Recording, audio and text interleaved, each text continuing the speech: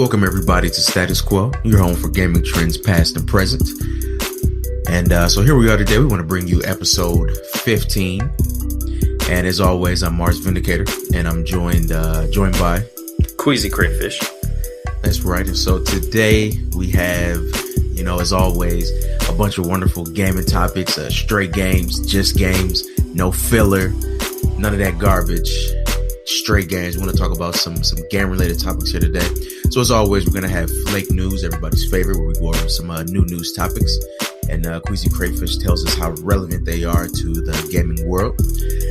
And then we have four brand new topics to discuss today. So first, we want to talk a little bit about demos, betas, alphas, zetas, omegas, whatever you want to call them, ways to preview games. And, compare that to the old days where we used to have a bunch of demos and stuff to go to Blockbuster. So we want to talk about that. The next topic we want to talk about is having news stories in games, taking a franchise and giving it a new story for a new generation versus trying to, bring back some of the old feel, bring back the retro feel for the new age, which one is better, which one is doper, et cetera, et cetera. Then we want to talk about art styles and graphics. We know that we have 2D RPGs and 3D RPGs, but our 2D RPGs, do they have quote unquote worse graphics? Do they just have a different art style? And then finally, we want to talk about crossovers, big crossover games, bringing franchise A into franchise B. Is it always dope, or is it just a way to get more cash? So we will get started with Flake News as always. So Queasy Crayfish, are you ready for Flake News? I'm absolutely ready for some Flake News. All right, here we go. So today's first topic in Flake News, today's first, Flake News story is Fallout 76. So they are going to be skipping the biggest online gaming platform of them all, and that is Steam. Fallout 76 will not be on Steam. Queasy, what's your take? I didn't know this. How is that possible? Who knows? Well, I mean, like EA games typically aren't on Steam because they have their own thing, right? Right. So, but Bethesda's always, taking advantage of that platform, I feel like. Well, guess they won't be this time. They're not doing it. I wonder why. Is there some kind of internal politicking going on there or something? Are they going to start their own Bethesda service or whatever, what have you? I have no idea. They just gotta be something. I'm sure that'll be crazy for all the 18 versions of Skyrim, having to pull those off. Well, yeah, because you wouldn't think they would turn down easy money like that, but they must have their own plan. See, maybe they don't want it to be 12 cents next year in the Steam summer sale. So who knows? All right. So the next Flake News topic. So some of these, we're bringing up some good fighting game news here because, as you know, we just had Evo. So this one actually isn't directly tied to Evo, but it's definitely about fighters, and that's that Simon Belmont and King K. Rool from Donkey Kong are going to be Smash Bros. Characters. Yeah, I saw that. That's actually really cool. I like anything Castlevania. I'm happy to see coming back because I feel like that's a franchise that is being like woefully ignored. Terribly, yeah, like ridiculously ignored. Right. It's just, again, it's like easy money for Konami, and I don't understand why there hasn't been some attempt at reviving that. And so yeah, I'm happy to see that. Right. Yeah, we know how Konami loves to treat their games just oh so nicely and never mess them up. So our next topic here is next story again is Tekken 7. So in Tekken 7 we have the confirmed season 2. So we have Anna, we have Lei, and we have a bunch of question marks, and we also have Negan. Well, I'm really excited for this new question mark character. There's a couple. That'll be cool to see, some punctuation fighting against, Jin and Kazuya and all that. So, hey, now don't act like it's the first time. If I'm not mistaken, Fighters Mega Mix did that. Remember when you would, I think it was Fighters Mega Mix when you like did the name entry. I think it was yes. the character would like beat up. So yeah, so Yes. exclamation mark is finally going to be back. Question mark will be back. Yeah. Semicolon, the whole crew. It's awesome to see them bringing back those characters and showing Sega some love. And next year we're going to get Punctuation versus Capcom. Right, but in all seriousness, the Negan announcement, I really don't know what to think about. I mean, I think it's like it was just like threw me for a loop. I was just like, what?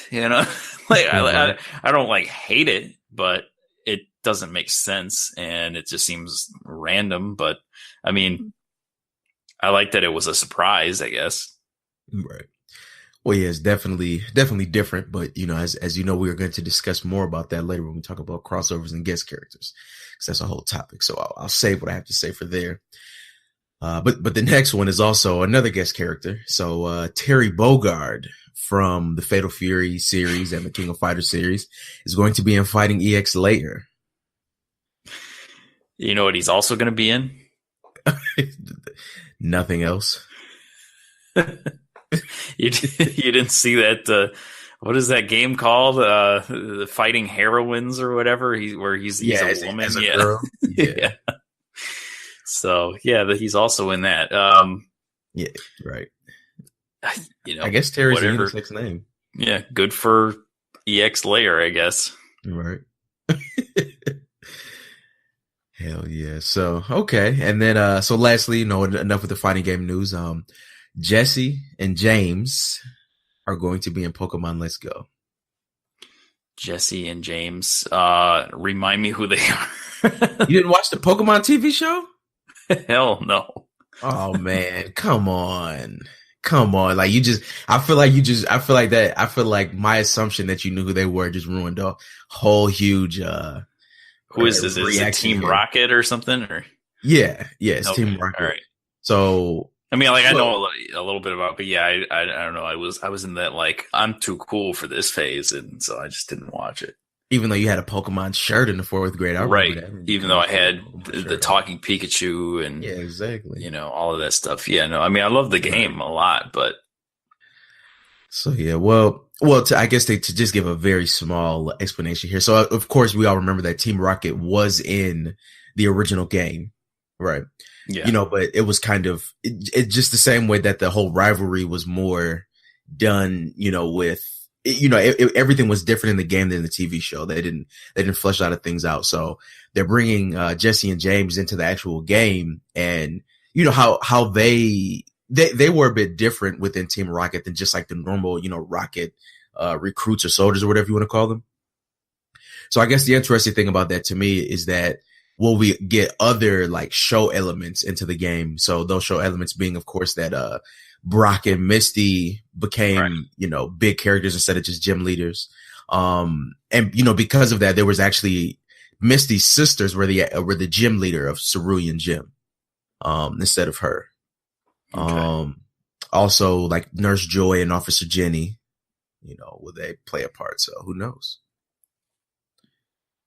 So yeah, so we'll definitely, I think, I don't know, Let's Go always, they keep showing me things that I don't like, but then they show me things that I do like. And so, of course, this is something else that we'll talk about in, New Stories versus Old. So, well, that's that with Flake News. So let's get started with our topics here today. So first, so this was a topic from Queasy.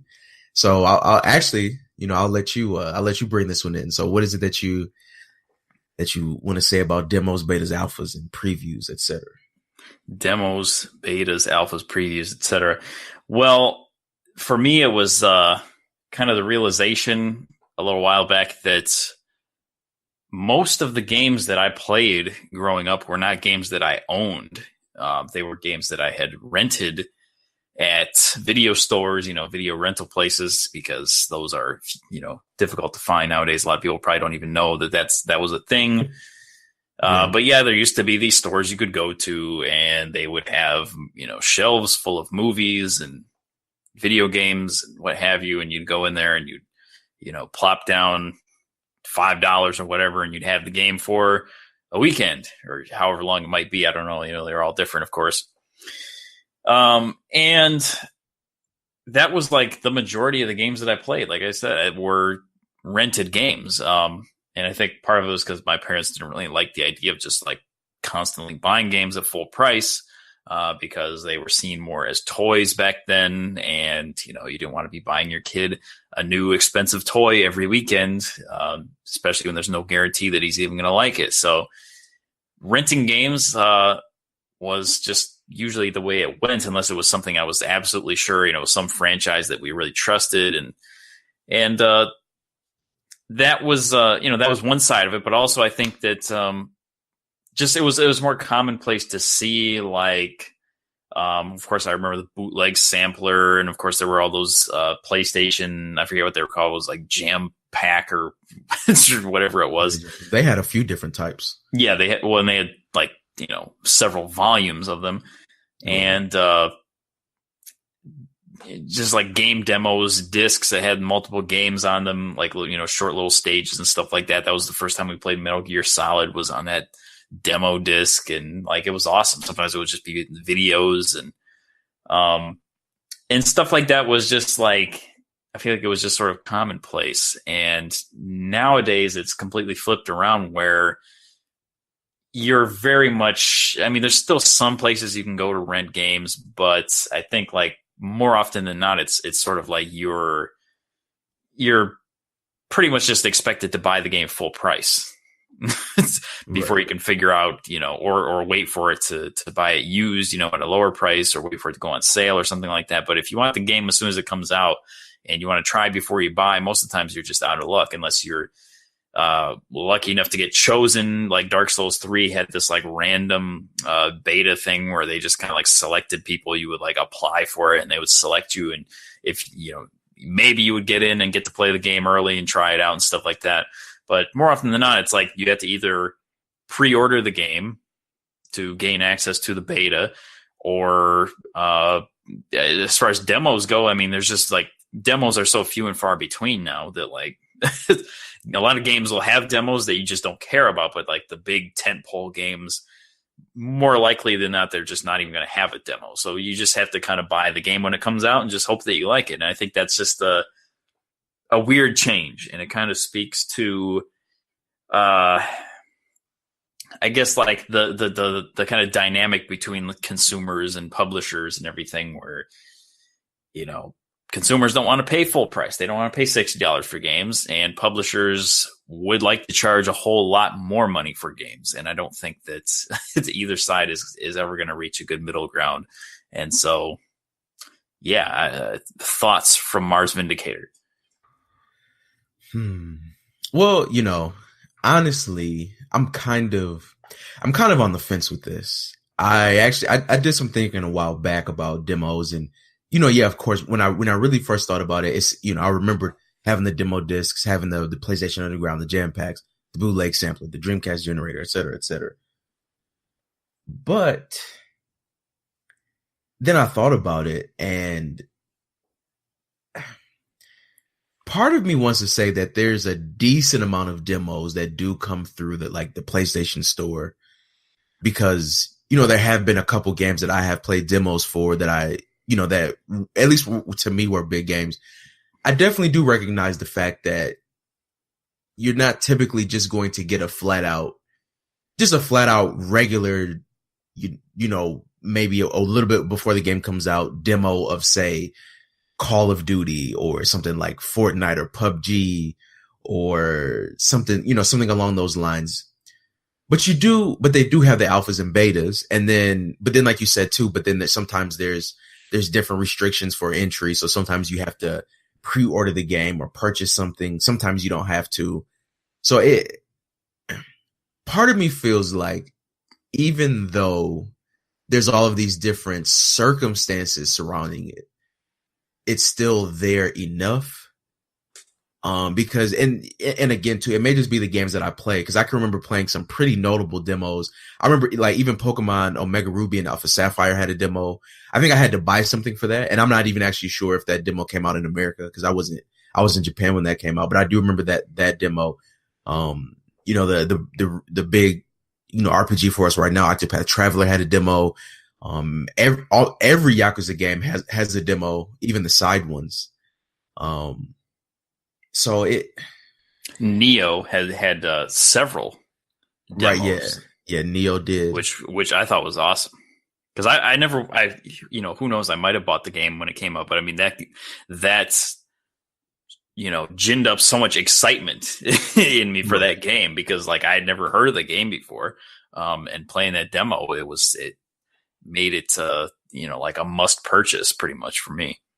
Exactly. And then I guess too, which I noticed as well is, while we may not always get, flat out demos, what I noticed that a lot of big AAA games are doing is they'll do these, free to play weekends, so they'll bring the game on to Xbox Live or PlayStation Plus, and it's free to download for, I feel like usually you have to have gold or plus to get it, but you'll be able to download and play the game for a weekend. Sometimes they may do it with only the multiplayer.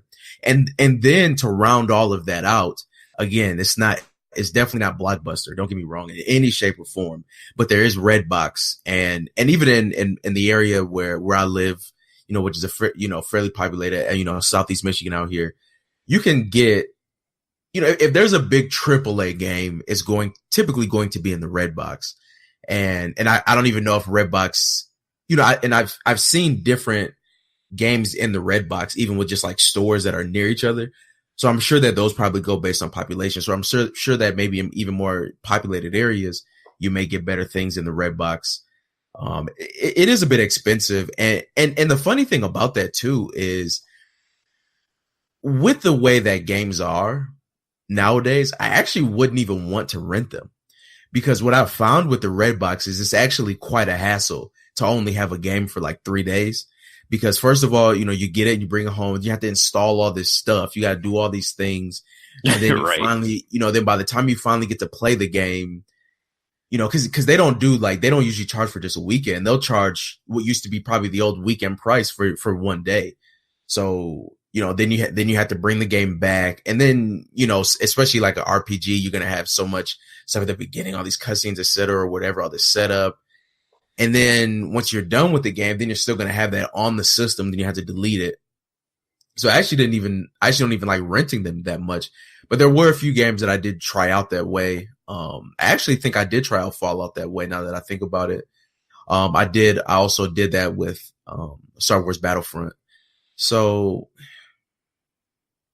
there are definitely differences in the way that this whole thing is handled. It will be dope to get a PlayStation and just have it preloaded with like a demo for Uncharted, a demo for The Last of Us, a demo for Bloodborne. Maybe take 10 or 12 big exclusives like the way we used to get with the PlayStation.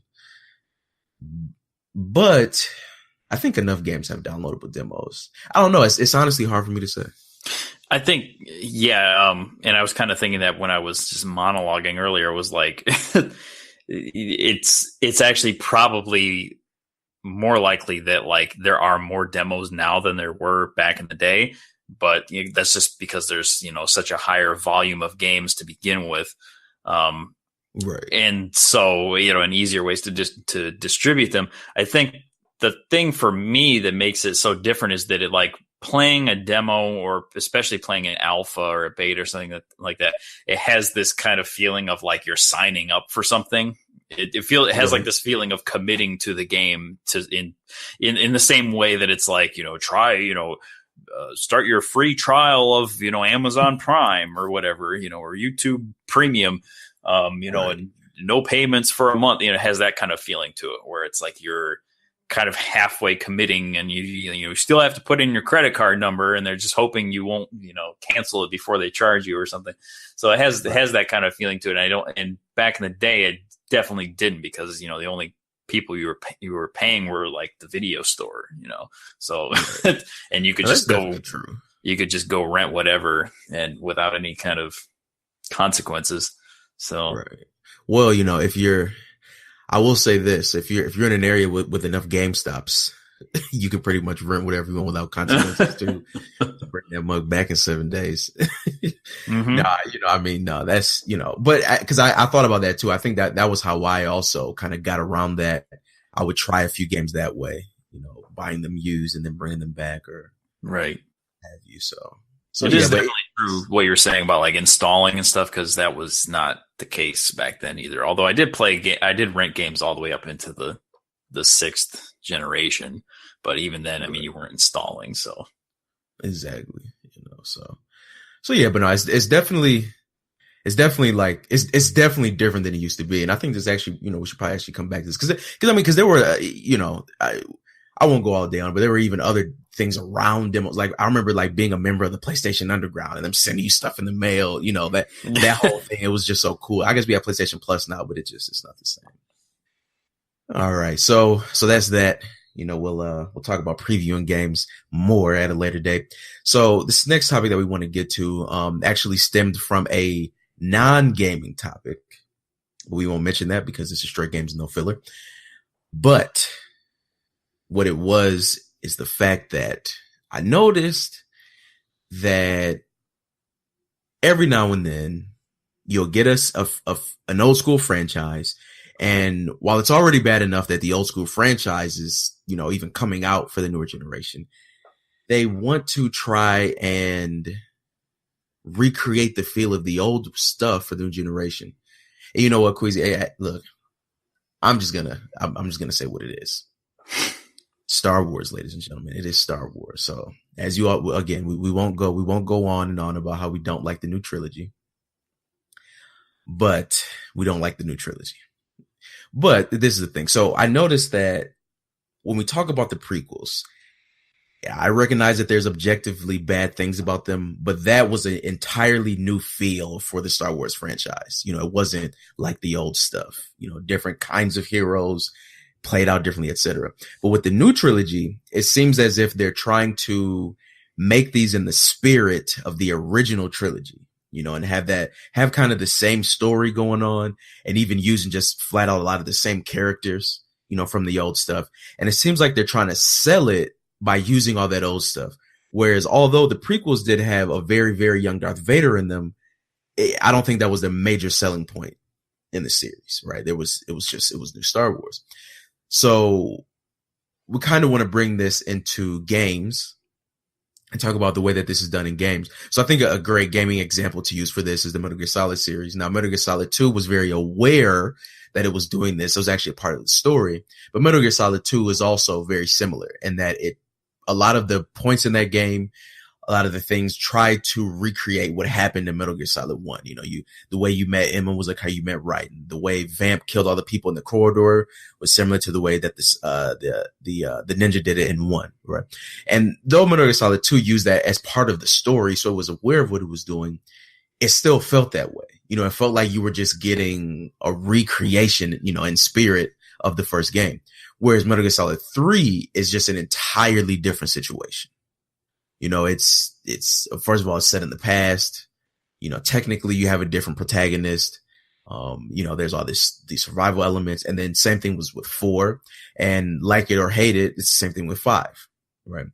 So while it's always good to, remember where a series came from and put elements in it that were in the old games, how good is it for new generations to just always be trying to create things in the spirit of something old and not giving them something new? So, I know this is a bit abstract here, but Queasy, what's your take on that? Well, first of all, let me just get controversial here, and I'll say The Last Jedi is better than The Empire Strikes Back. Ha! What are you, Dave Chappelle? Yeah, regular comedian.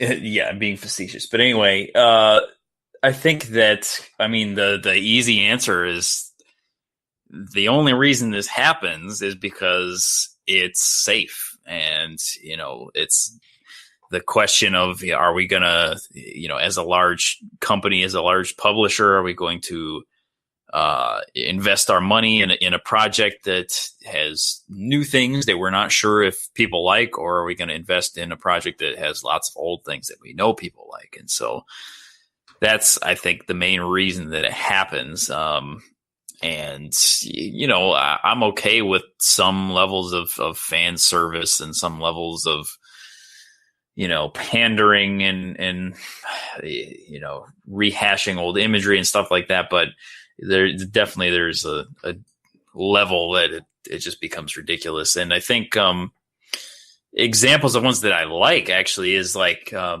like the Ninja Gaiden for Xbox when that came out. I mean, it recalled some of the old imagery, and like you could select Ryu's old, is it Ryu or Ryo? I can't remember now. Ryu. Okay. Ryu Hayabusa. Correct. You can see I'm getting mixed up with Hazuki and all this stuff. But anyway, coming out. I know. Yeah. Got it on the brain. But anyway, you could see his old costume in the game. And just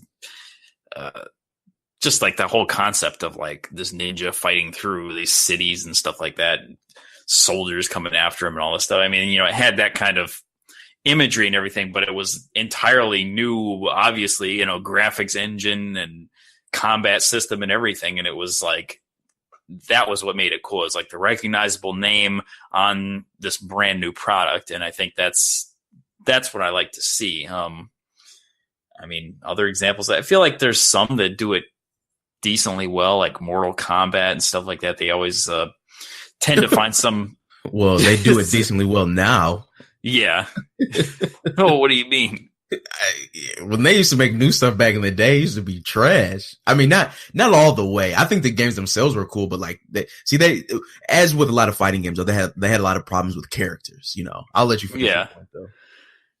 I mean like some of the, especially in the sixth generation, a lot of their new stuff their new characters were pretty bland, and even now I think a lot of their new characters are pretty bland. But they have a good way of like kind of reinventing the same old thing, I think. And we saw that with like the variations and kind of like, I mean, the art style between, I don't want to jump ahead to another topic, but between Mortal Kombat X and Mortal Kombat 9 was pretty distinct, I feel like. Right. Yeah, I mean, of course, companies are going to want to be safe. Of course, they're going to want to do these things that they're sure is going to bring them a lot of money. But I think I always prefer to just have something new. And the last one I want to bring up is Final Fantasy, because I think Final Fantasy, I like the way that they'll bring back stuff that, like Phoenix Downs and Chocobos and all that stuff. But like everything else could be completely, completely new. Right. And so I think that's the right way to go about it. Right. No, definitely. I think Final Fantasy and Tekken, I think, are great examples of the way to do these things. With Final Fantasy, I mean, they had, as well as with a lot of RPG series, they established early on that the only things that will carry over are just certain items and certain themes, so even in the second game, you just had an entirely new situation there. Right. So and that's what it was, with Tekken. Now, of course, the biggest jump in the series is between 2 and 3, where they jumped 20 years, and they worked a lot of magic to keep some characters. They put Nina and Anna to sleep, so they still were there. They just let Paul and Law age, so they were there, but they they had enough old characters, but then brought about some new ones, and they pretty much done that every single time. Whereas a lot of other fighting game series have pretty much come out with some games at one point in time that just had almost an entirely new cast. And, like for Mortal Kombat, it pretty much was like, get these guys out of here. Right. But for Street Fighter, it kind of worked out with 3, of course, the infamous 3, where at launch, when that game was out, it seemed weird. And I think more people wanted to go to the Alpha series because they had more recognizable faces. But in hindsight, it's crazy. Like they could do a reveal for, Ibuki or Dudley, and they'll get as much praise as like revealing, Hondo or Dalsim now, but at the time it was like, what the hell is this? Yeah. So it worked out for them in retrospect, but series like Tekken or Final Fantasy, I think definitely do it right. And it's just, you always have to be careful of these things. Cause you have even just other elements. Like I wanted to bring up Halo as well. I think Halo tried to reinvent and change a lot of things. They're on Xbox One now. We don't have Bungie anymore. Well, they had already not had them, but and they just totally tried to make Halo like Call of Duty, and they're kind of realizing now, like, no, Halo was dope as with local multiplayer. Bring it back. Yeah. So. Well, even Bungie tried to do that with Reach, kind of. I mean, it was like, we're not going to have the Master Chief in this one. We're going to have a whole new cast of characters, and we're going to, do all this stuff. And right. But that was after what, like 3 regular games? Yes. So everybody just take it in stride. Damn it. All right. So with that said, as Queasy Griffith mentioned, we also are going to be talking about art styles and graphics today. So where this came about was the fact that pretty much in this within the same week, I bought Xenogears, Vagrant Story, and Octopath Traveler. Okay. Now take certain things out of the equation, like aspect ratio or like definition. But if you were to like show these 3 games to like some kid today, he'd probably not be able to tell that they literally came out like 20 years apart from each other, or that one came out 20 years apart from the other 2. Right. Yeah. They pretty much look the damn same. However, the way we approach games like Xenogears and Vagrant Story at the time was kind of like, well, there's limitations on the systems, and every game can't be 3D. Only Tomb Raider does that in Final Fantasy VII, so it's okay. Whereas now Octopath Traveler is like, oh my god, look at this, old school art style. It looks cool, et cetera, et cetera. But however, with that being said, even though Xenogears looked like that at the time, there was a lot less distinguishing, say, that game from Final Fantasy VII than today with like Octopath Traveler and say Final Fantasy 15, right? Mm-hmm. When you see these 2 games today with, where one game tries to, it still has its own style of art, but it very obviously is trying to be cutting edge with graphics and 3D and realistic models. And the other one is just flat out 2D. I think we tend to look at them as, one of them is AAA. One of them is how graphics should be right now. And the other one is just, some old art style, but thinking, why does it have to be like that? How come 2D games why can't that just be an accepted art style, even for big name games, and have people play them?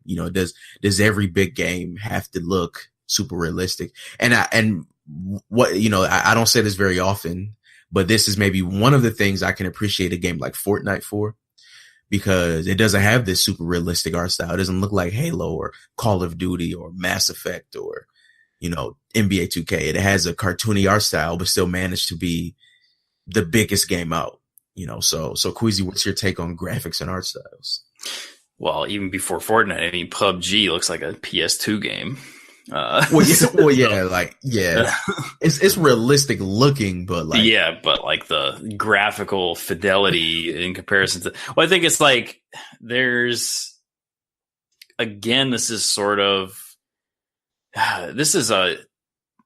actually these 2 topics go together really well, because I feel like it's kind of this like expectations thing where, and I don't know if it's with us or if it's with the people making the games, but there seems to be this desire to always be releasing things that are like pushing the boundaries of whatever hardware you have, So if you have the capability to make a game look like Final Fantasy 15, you're going to do it. Whereas they might have released that game 5 years sooner if they had not aimed so high, as far as graphics and everything, and just, had a more 5 years, more like 8. Yeah. Well, I was trying to just cut it down a little bit, but, I mean, you imagine if they had maintained some simpler graphics engine, I'm not sure what it would be on par with, but something that wasn't, because obviously like every new Final Fantasy that comes out, like main series one, they're going to like try to make it look amazing. Final Fantasy 13 still looks good now, and it's been out for, God knows how long. Well, like that's your engine right there. Because 15 was a 13 game at first. Yeah. So if they had maintained that same engine, and maybe just touched it up a little bit for next gen or whatever, would anyone be mad about that? Or would that, I don't know. Like, why is it that a game like Octopath Traveler is like, people complain about, oh, how is that a $60 game? Oh, look at it. Right. And why is it that a game like Sonic Mania is going to come out and it's not worth $60, Exactly. And or a really good example, I think, is Limbo, which is one of my favorite games, which is, a 2D platformer, black and white, film film grain all over the screen, extremely simplistic graphics. Most of it's just like silhouettes and shadows and stuff like that.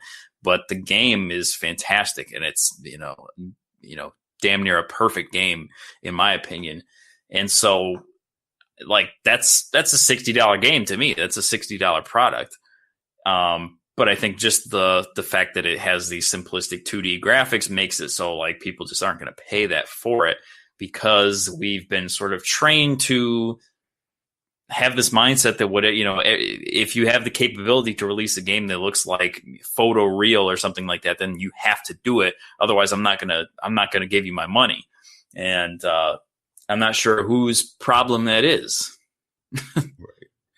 No, yeah, definitely. I definitely think that is a problem, 100% on the consumer, because I think there are a lot of great games out here that aren't photorealistic, and that have a great art. Because, one thing about Limbo, it's not just like a 2D game. Like, it has a wonderful art style. Yeah.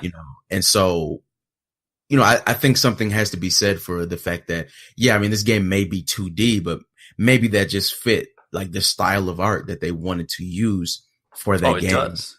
And I definitely understand, because, I think with some of these, we have like some different trends going on.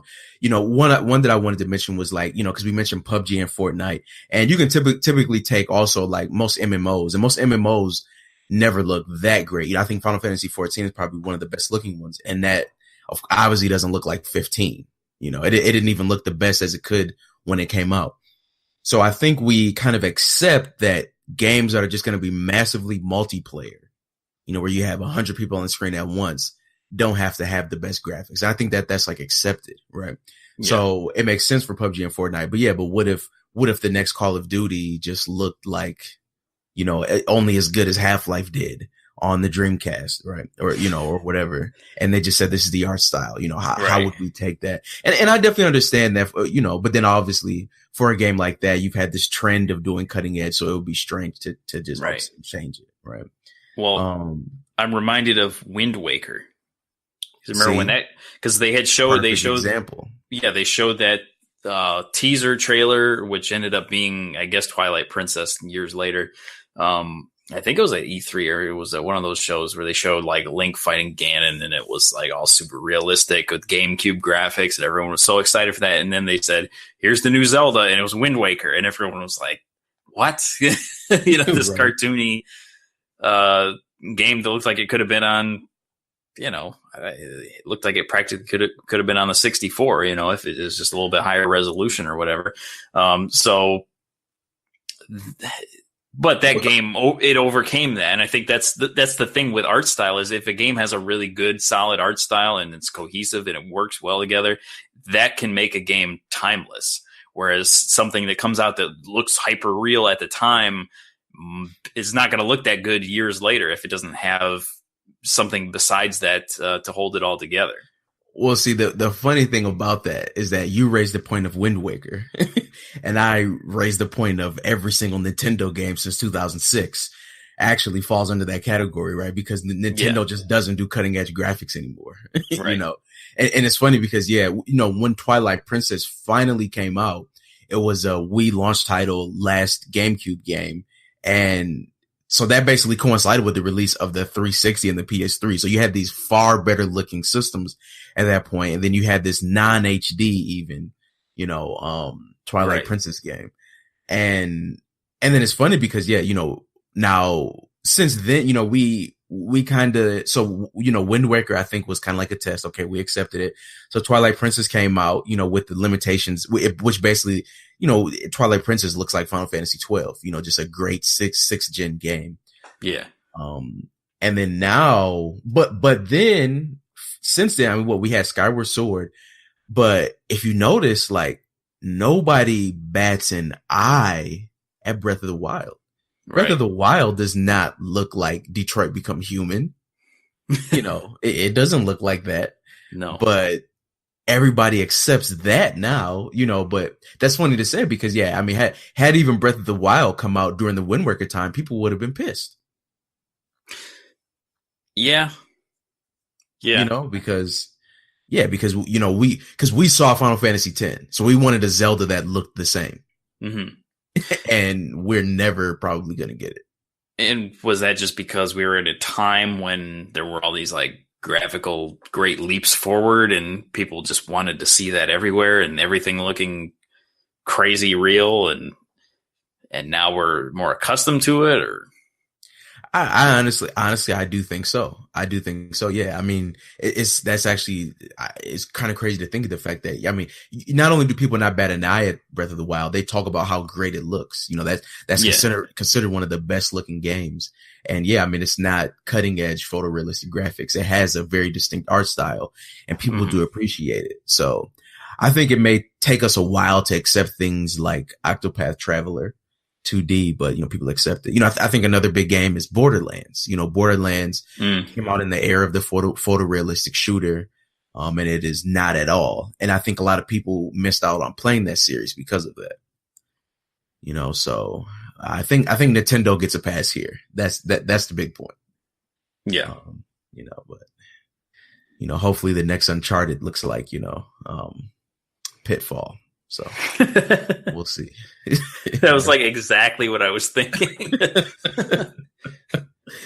Everybody's going to accept it. All right. So Custer's Revenge.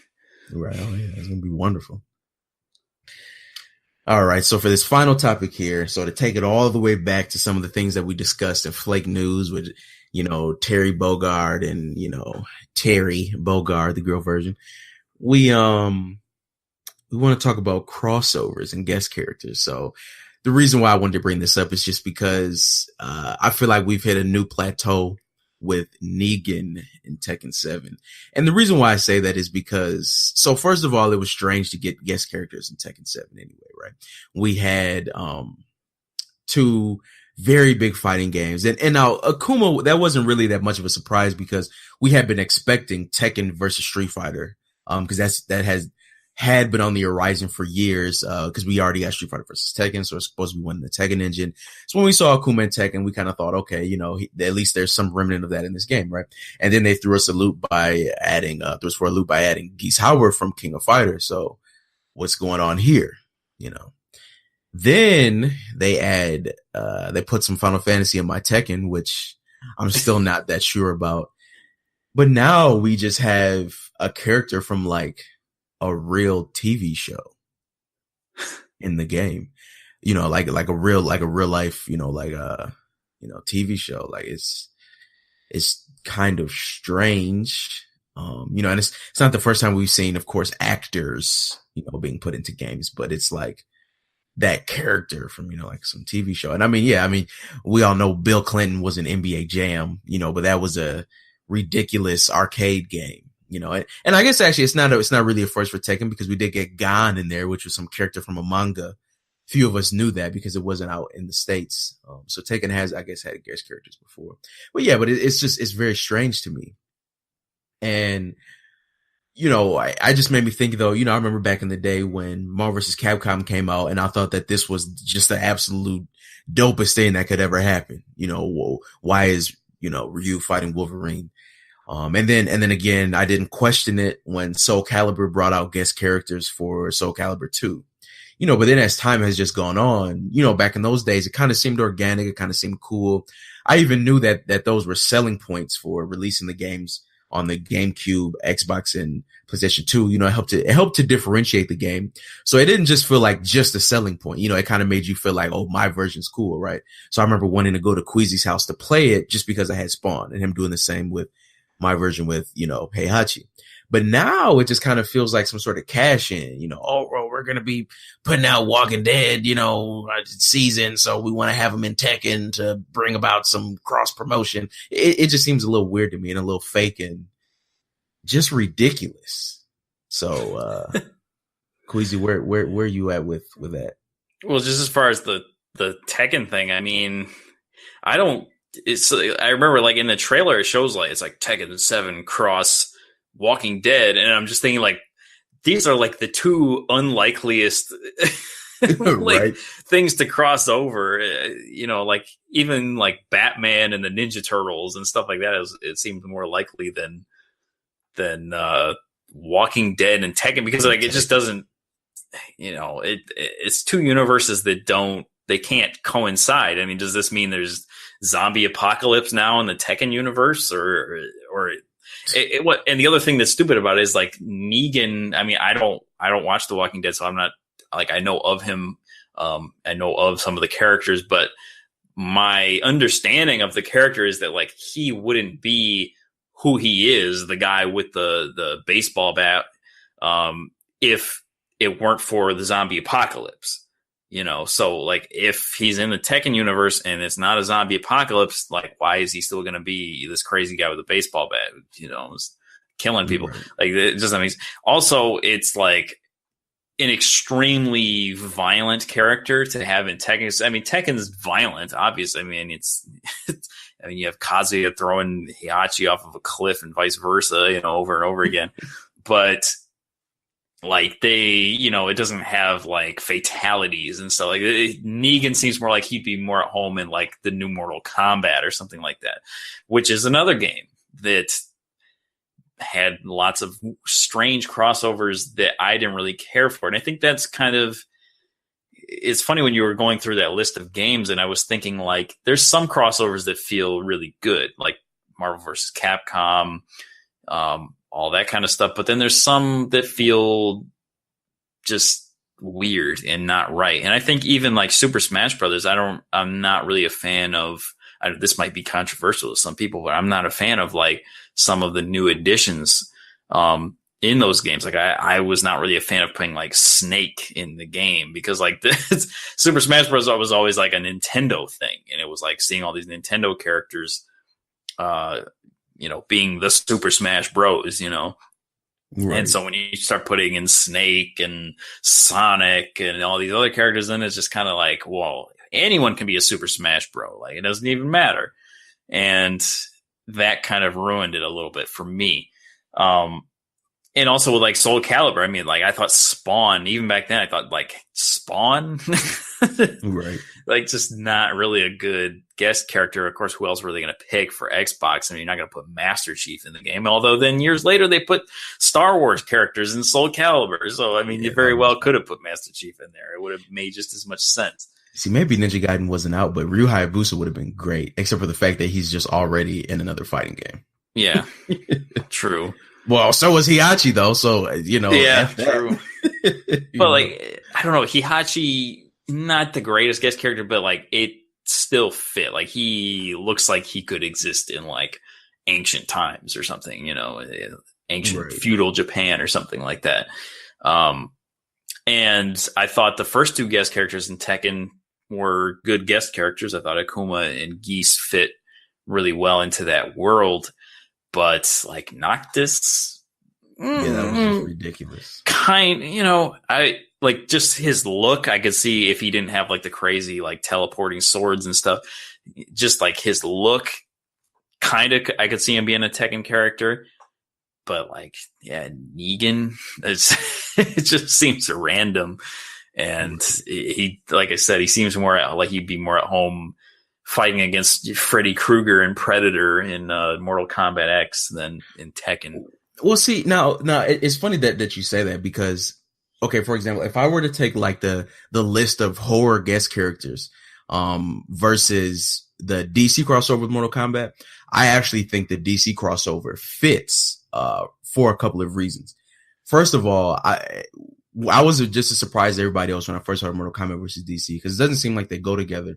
But if you look at it, it's kind of cool in the fact that like these are the two rivals of the Street Fighter and Marvel universes that did Marvel vs. Capcom, right? Yeah. So it was kind of cool that those two teamed up, because the other ones teamed up. So I thought that was kind of cool. And that's kind of why I think it fits. But also, it's funny because we were talking about the old Mortal Kombat games. And earlier, even the PS2 ones, to me, Mortal Kombat always had it always had its fatalities. That's for sure. That's without a doubt. but to me, it always felt more of a violent. It felt more like a violent martial arts franchise than like a scary franchise. Exactly. Right? So it was actually kind of weird to me. Like I would have felt that like, you know, making Bruce Lee a guest character would have actually fit more with the series than having Freddy Krueger and Jason, because yeah, it was scary, or, you know, maybe some things became scary because of the way that they did it. But yeah, it always felt more, you know, along the lines of martial arts to me. You know, kind of influenced by ancient China. And that was, you know, now I felt like that was very apparent in the PS2 games, you know, with the way that they did a lot of the, you know, like with, I think that was in Deception where they had like the adventure mode and all that. So yeah, you know, I think sometimes these guest characters don't even match with the feel of the series. Now, it's funny that you brought up Smash, because the guest characters in Smash, I think, could have been done better. So what I do like about them bringing in, say, for example, Simon and like, we'll say like Mega Man, right, is that though these are not Nintendo franchises, they had been, especially with Super Nintendo, heavily associated with that with Nintendo, right? Yeah. You know, a lot of people didn't even think about Mega Man being in it, because a lot of people even thought he was a Nintendo character just because of how prominently he was featured on the NES and SNES, although he had, you know, been on PlayStation, etc. Now with Snake, it seemed a bit weird, of course, because they didn't make it. I think it would have been cooler if they had like redrawn out the Snake from the cover of Metal Gear, because that is kind of associated with 8-bit and with Nintendo, right? Yeah. But you know, Snake and like Metal Gear Rex, like that's just the most PlayStation thing out there. Mm-hmm. Very same thing with Cloud. Like Final Fantasy has 6 mainline games on Nintendo platforms. So they could have easily put, you know, the Warrior of Light, or they could have put anybody from Final Fantasy 6. And because I mean, even Final Fantasy 3 is on the SNES Classic. Well, 6 technically, right? So any one of those characters I think would have fit, but them putting Cloud, like Cloud is the most non-Nintendo Final Fantasy character there is, you know. So he's a PlayStation character for sure, you know. So yeah, that I do agree that was a bit strange. You know, Sonic, as an old school Sega fan, to me is blasphemous. But we all know that, you know, the whole big Nintendo bought Sega, you know, with the GameCube. And so I kind of get that. But, you know, I think Ryu works because of Street Fighter 2 and how that, you know, was so big on the SNES. Though it was on the Genesis, you know, it still fit to me. So I definitely do agree with that. I think Nintendo should do maybe a little bit of a better job with bringing in characters who fit the Nintendo, the Nintendo you know, group, you know, throughout its generations. You know, Snake and Cloud definitely don't fit. Yeah. So I definitely do agree with that. Yeah, I agree with all of that. You know, but yeah, I just Star Wars characters in Soul Calibur. Yeah, Star Wars is so like, yeah, I remember 4 it felt like pandering. It just felt ridiculous to me. Well, and just, I mean, this has been all pretty much fighting games, but just like real quickly, I mean, has there been outside of the genre, have you seen like crossovers that work, that don't work? I know that there are definitely some. One that I thought was interesting is what's the game called? Tokyo Mirage Sessions. And it's like a crossover of like the Shin Megami Tensei, like the Persona games and the Fire Emblem games. Mm-hmm. It's definitely a weird mashup, but I think it just, you know, it's like, you know, yeah, like it kind of worked, you know, and you know, they kind of made a separate game for it. So I thought that was kind of cool. Any other ones outside of fighting games? Like, I know that they're, you know, it's one of those things where you ask somebody and they just can't exactly. Well, of course, there's like, you know, Sega All Stars Racing and crap like that, but yeah, and that's just the entire. Well, I was actually to want to bring up the fact that I think Sega had historically done a terrible job of, you know, crossing over their own franchises and keeping them alive. Yeah, I mean, you know, Smash is the god of this. It helps keep all Nintendo franchises alive. You know, everybody eats. You know, when it comes to, you know, Sega, they do such a terrible job. I don't know. There's definitely other franchises out there that have done it well. I guess Battletoads Double Dragon. You know, that's not a fighting game. It's right. You know, but classic. that was cool. You know, classic. Definitely a classic. You know, yeah, and I think that there's so much room for so many of these. I mean, if they did a Final Fight Streets of Rage, you know, I would have a fit. You know, but I think that would be a cool crossover. You know, so who knows? You know, I think that crossovers tend to just be kind of better because they do this thing where they're taking the two franchises and putting them in like a different game usually. And so it kind of brings elements from both that kind of makes this new thing. Whereas guest characters just a lot of times just suck because it's just pulling a character from another universe and just expecting them to fit into this other one. Yes. Without, you know, a lot of modification. So yeah.